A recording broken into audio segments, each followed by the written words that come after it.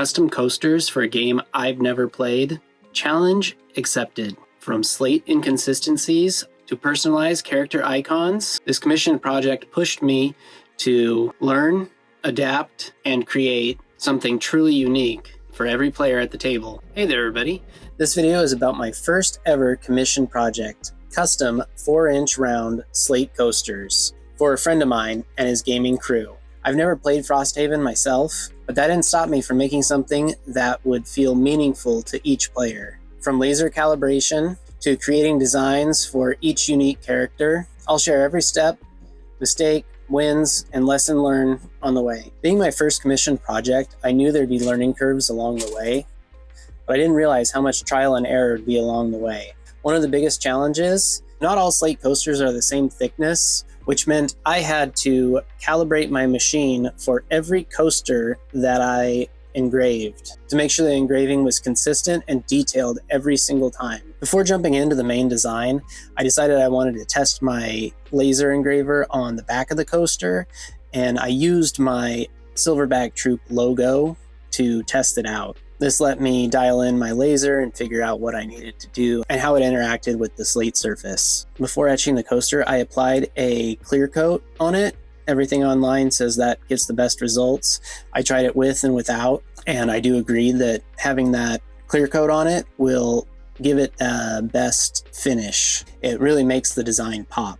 I used ChatGPT to help craft a round border that would stay consistent across all 4 of the coasters. The real magic was adding the unique character icon for each player's character. Blinkblade, Boneshaper, Drifter, Geminate. This one was special since the Geminate is a dual character class and 2 siblings were playing the same character. I split the icon coaster into 2. Together, the 2 coasters form a complete design. It's kind of like a yin and yang, perfectly reflecting how the siblings share the character's dual nature in the game. That was probably my favorite detail of the whole project. Once I had the icons ready, I brought everything into Adobe Illustrator to convert them into vector images, making sure the lines were sharp and precise. So here are my laser engraving settings. I used 8,000 millimeters per minute and 20% power. This project was packed with learning curves for me, especially the part with the coasters not being exactly the same thickness.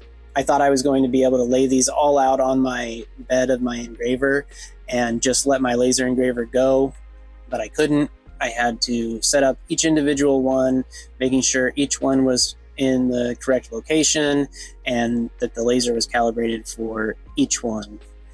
So batching these out is not exactly what is seemed. A lot of people tell you online that you can just batch these out, create a grid, you can lay them all out, you know the exact location, and that's good, but not all the coasters are the same thickness, so you're not going to be able to just calibrate the laser and run it for every single one. But the payoff, totally worth it. The icons look incredible. The dual Geminate design turned out better than I could have expected, and seeing the finished product come together was an unforgettable experience for my first commissioned project. If you enjoyed seeing this project come together, go ahead and hit that like button, subscribe, and turn on notifications. Have you ever tackled a custom design project or played around with a laser engraver? Share your experiences in the comments below. I'd love to hear how your projects turned out.